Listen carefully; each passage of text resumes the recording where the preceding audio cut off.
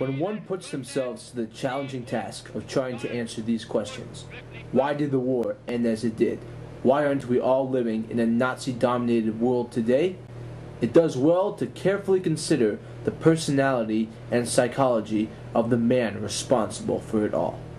Adolf Hitler's image as a murderous, bloodthirsty tyrant, which causes fear in the minds of many to this day, greatly distracts from the fact that this man was both a very flawed leader and a very flawed military commander. These truths would be exposed throughout the Second World War. Despite having served in the First World War in his youth, Hitler came to power with relatively little understanding of how to plan and carry out a nation's military objectives. He often proved unable to identify and concentrate on his greatest priorities in each battle, and would repeatedly fail to put the collective advice of his generals and other compatriots into effective action. Perhaps it was inevitable, given Hitler's meteoric rise to power and his position as Germany's savior, but he became marred with such qualities as heedlessness, egocentrism, and over-the-top ambition, all of which would ultimately prove fatal for him over the course of the war. To cite a key example, the Fuhrer never managed to successfully coordinate his desire for power and territory with that of his Italian counterpart, Benito Mussolini. Hence, while Italy could very well have become a powerful and contributing partner to the Nazi war effort, this fascist nation instead became a drain to Germany's resources and often offset their progress, most critically during their preparation for the invasion of Russia. And Hitler's inability to act decisively upon his generals' instructions, and the subsequent inability to form effective battle plans, would repeatedly cost him in several crucial theaters of the conflict. When the Nazis attempted to conquer Britain in 1940, certain that they would be capable of victory, Hitler had never really mapped out how he would proceed with an operation of this nature. His army was not familiar with this amphibious style of war, and Hitler repeatedly rejected several of his top generals' plans for attack. Such was the kind of recklessness, ill-preparedness, and lack of cohesive strategy that would prove so damaging to the Nazi war effort over time. In this case, their inability to make definitive war choices only gave the British more time to develop their secret radar system, which proved extremely helpful for them in countering the German Luftwaffe during the air raid.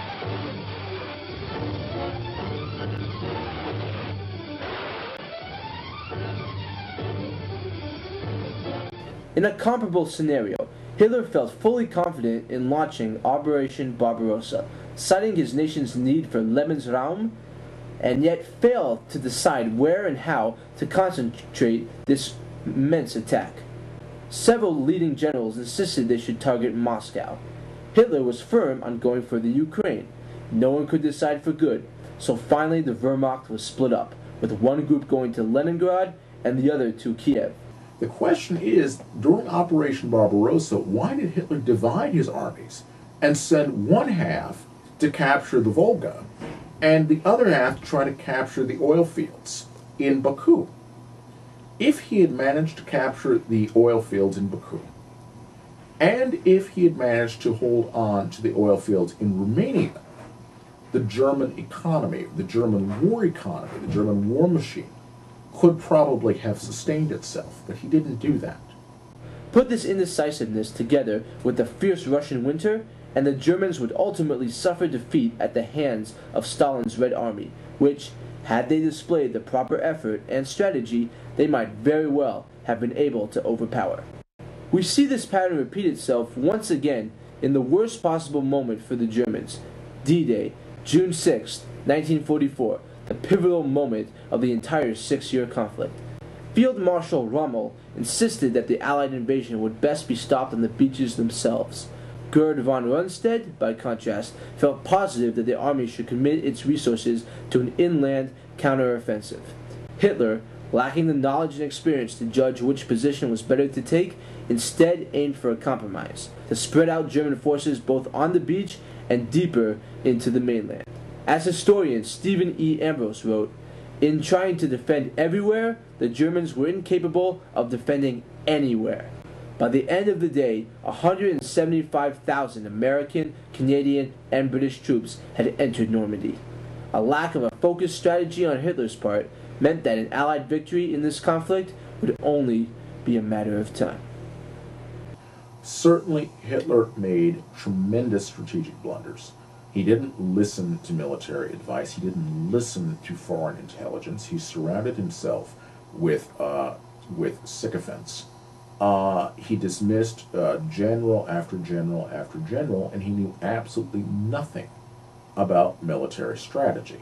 And certainly that led to tremendous difficulties in Stalingrad, in Kursk, in a whole host of battles. But to attribute the outcome of the entire war to the personal pathologies and personal failings of one very important leader, I think, is profoundly misleading. The reason why the United States and its coalition partners won the Second World War had everything to do with the size of their economies and their ability to mobilize far more efficiently than could Nazi Germany.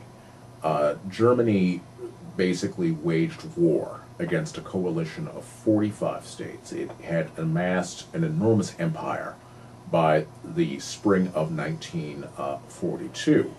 But ultimately, its economic capacity was just simply not enough to take on the combined might of the United States and also the Soviet Union in particular.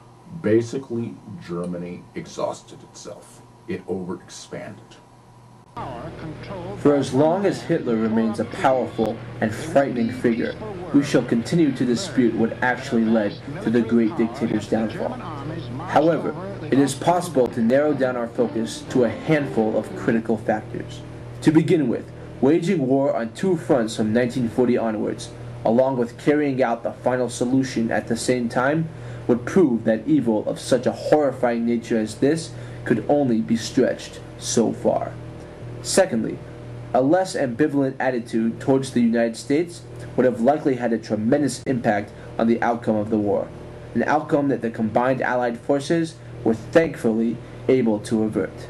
And finally, in becoming so unrestrictedly overconfident, heedless of his opposition's powers, and incapable of formulating effective military strategy, Hitler would ultimately find himself cornered in Berlin in April 1945, with no means of escape other than cyanide poisoning and a Walther PP pistol.